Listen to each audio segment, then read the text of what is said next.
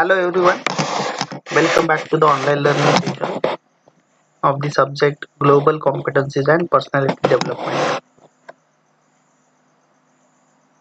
As in the previous sessions, we have covered the various aspects of personality development.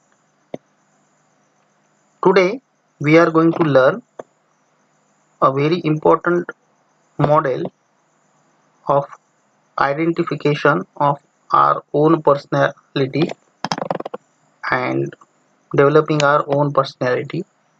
The model, which is understanding social behavior by using a Johari window model. So this is a model for self-awareness, personality development, group development and understanding the relationship. A simple and useful tool for understanding and training self-awareness, personal development, improving communications, interpersonal relationships, group dynamics, team development and intergroup relationships.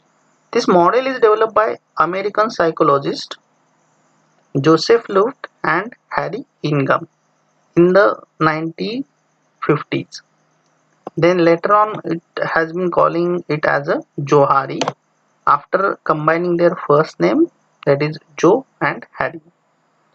This model is especially relevant due to the emphasis on and influence of soft skills, behavior, empathy, cooperation, intergroup development and interpersonal developments. This model is also referred to as a disclosure or feedback model of self-awareness and an information processing tool. It also represents information, feeling, experience, views, attitudes, skills, intentions, motivations, etc. within or about a person in relation to their team from four different perspectives. It can also be used to represent the same information for a team in relations to other teams. So refers to self and others. So self means oneself, that is the person subject to the Johari window analysis, and others, that other people in the team. So Johari is having regions or areas or quadrants. So each region contains and represents the information in the form of feelings, motivations, etc. in terms of whether the information is known or unknown by the person and whether the information is known or unknown by the others in the team.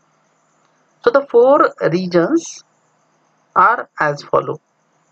So the first quadrant is open area. It is also called as the open arena, open self, free area, free self, which what is known by the person about himself or herself and is also known by others.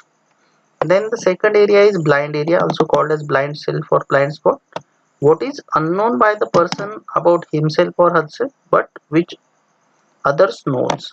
Then the third area is hidden self, avoidable or avoided area, avoidable self or facet.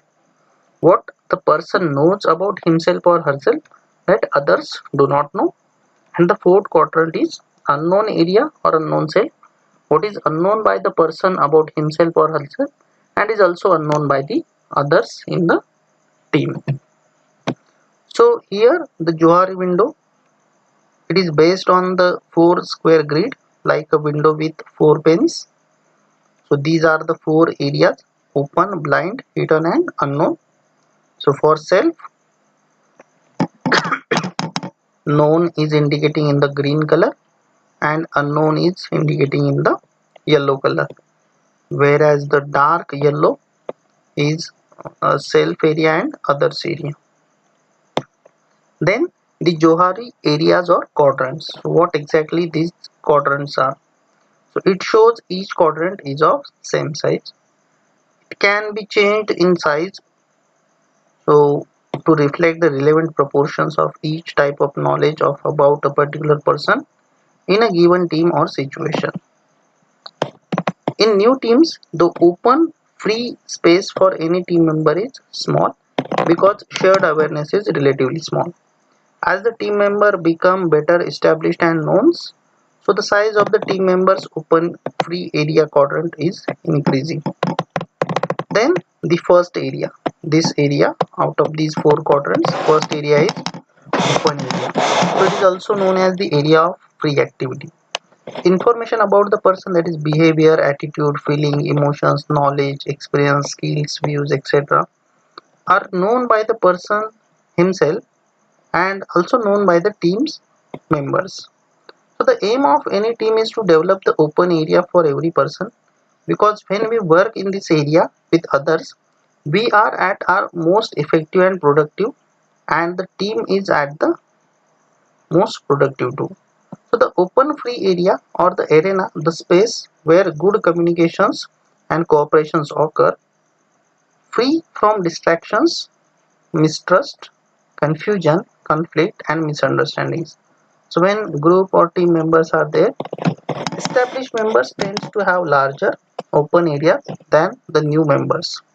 New members start with relatively small open area because relatively little knowledge about the new member is shared. So other members can help a team member expand their open area by offering feedback. The size of the open area can also be expanded vertically downwards in the hidden or avoided space by the person's disclosure of information, feelings, etc.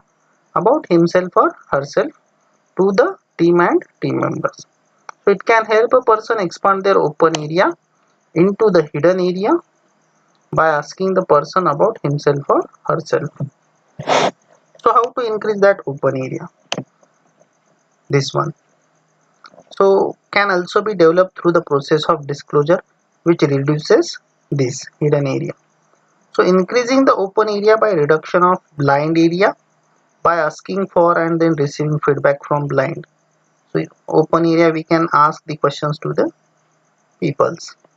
Then the unknown area can be reduced in different ways by others.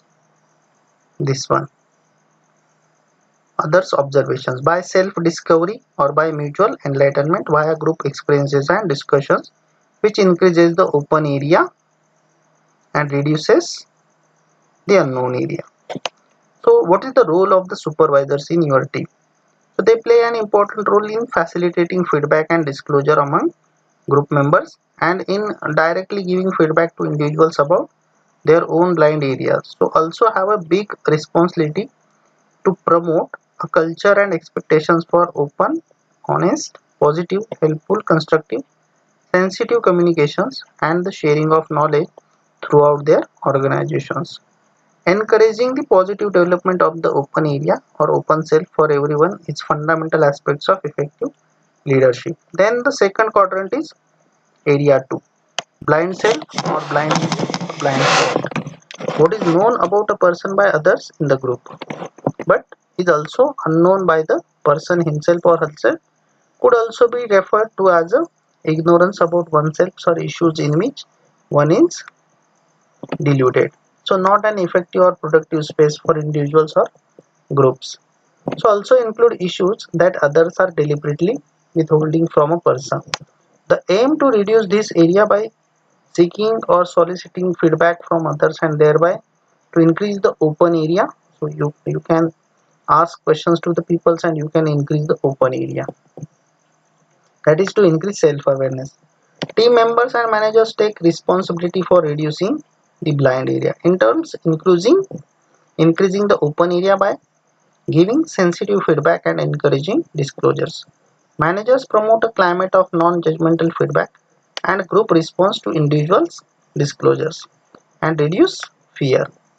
So then what is the role of supervisors in area 2, which understands itself, that is each member having a strong mutual understanding with the team is far more effective than a team which does not understand each other, that is whose members have large hidden blind and unknown areas. Members and leaders should strive to increase their open area, free area and to reduce their blind, hidden and unknown area. Seeking feedback about the blind area will reduce the blind area and will increase the open free area. Discovery through sensitive communications, active listening and experiences will reduce the unknown area, transferring in part to the blind hidden area depending on who knows what, or better still if known by the persons or others to the open free area. Then area 3. So hidden self or hidden area or avoided self. Area of facet. What is known to ourselves but kept hidden from and therefore unknown to others. So represents information, feelings, etc. Anything that a person knows about himself or herself but which is not revealed or is kept hidden from others. So also includes sensitiveness, fears, hidden agendas, manipulatives, intentions, secrets, anything that a person knows but does not reveal. So relevant hidden information and feeling etc. should be moved into the open area through the process of self-disclosure and exposure process. Organizational culture and working atmospheres have a major influence on team members' preparedness to disclose their hidden selves. The extent to which an individual discloses personal feeling and information and the issues which are disclosed and to whom must always be at the individual's own discretion. Then the area 4.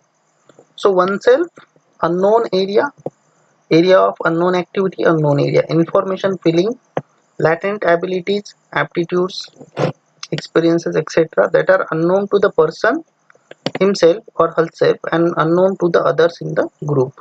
This was the area. Can be prompted through self-discovery or observations by others or through collective or mutual discovery. Counseling Counseling can also uncover unknown issues. Again, as with disclosure and soliciting feedback, the process of self-discovery is a sensitive one. Uncovering hidden talent, that is unknown aptitudes and skills, not to be confused with developing the Johari hidden area, is another aspect of developing the unknown area and is not so sensitive as unknown feelings. Managers and leaders can create an environment that encourages self-discovery and to promote the processes of self-discovery, constructive observation and feedback among the members. The unknown area could also include represents or subconscious feelings rooted in formative events and traumatic past experiences which can stay unknown for a lifetime. Now, the Johari window model for new team member or a member within a new team. So here if you will see the four quadrants, when new member will be there, the open free space is small because others know little about the new person. Similarly, the blind area is also small because others know little about the new person. The hidden or avoided issues and the feelings are relatively large area, and the unknown area is the largest, which might be because the person is lacking in self knowledge or belief. Then Johari window model for existing settled team members. If you will see, the open free region is large, the blind region is small. So though disclosure, receiving and feedback, the open area has expanded and at the same time reduced the sizes of the hidden, blind and unknown area. So this is the complete Johari window model for individuals. So how we can increase the open free area? So we can ask the questions to the others and from them we can get the feedback and we can enhance the open area, or we can tell other peoples that these are the things which are my skills and we can do the self discovery, so through which we can enhance the open area and through which the blind area or the unknown area and the hidden area will be get reduced. So this is how the Johari window exercise will help you. The known and open to you is what? Open by you and known by others. Then your blind spot is unknown by you and unknown by others. Whereas your hidden area is known by you but unknown by others, and unknown for you and unknown for others. So a goal of the Johari window exercise is to increase the known and open your area in the top left corner so people can learn about you and you can learn about yourself. So this is how the question 1 will be there. What happens when you share stories about who you are? So you can think on this for a while. So the answer to this question is, when you share stories about who you are known and open, you gets bigger, and your hidden gets smaller. Then question number 2, what happens when you ask for feedback about how others see you?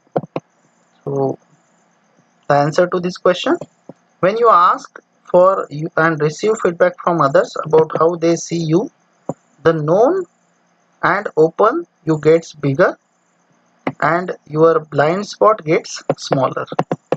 So this is how you can apply the Johari window model to individual yourself, and you can ask the questions to yourself or you can ask the questions to others, and through which you can uh, expand your open area. So this is exercise question, what values do other people think you have? So you can apply this to your Johari window model and you can get the answer to this question. So now with the help of this, we have been learned the Johari window model for self-awareness and developing one's own personality and finding our open area or expanding our open area in a team. So we'll stop here and in the next session we'll see the next point. Thank you.